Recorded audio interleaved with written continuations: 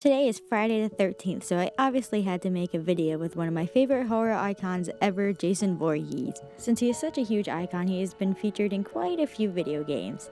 I love the Friday the 13th movies a lot, so I love checking out the video games as well. So today we're checking out the top 5 Jason appearances in video games.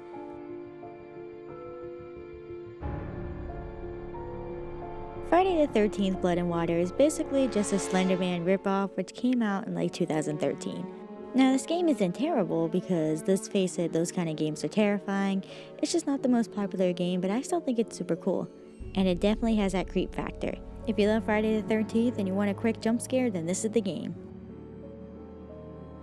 Friday the 13th Killer Puzzle is actually the newest entry on this list. It's a pretty awesome puzzle game that has some awesome animation, which I just said awesome twice, which shows you how awesome it is.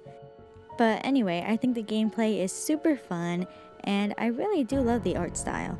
It's cutesy, but still very deadly and like horror-like. And it's still super goofy, which I love about it. If you love puzzle games and horror, I think you should definitely get this game, and I think it's a lot of fun. Nothing like murdering your victims in a puzzle game, right?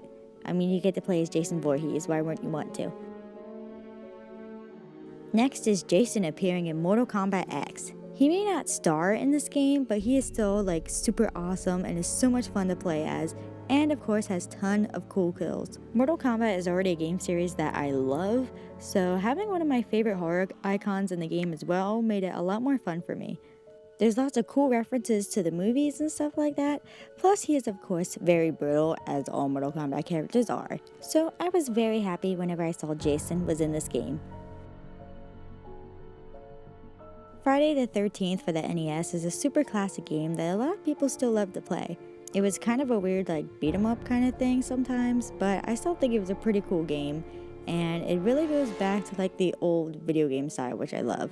This game may be pretty old, but that doesn't matter because it's still a good time, although it may have aged a little weirdly. And it always makes you feel guilty whenever you get game overs and stuff like that. So there's that. Now you can feel guilty.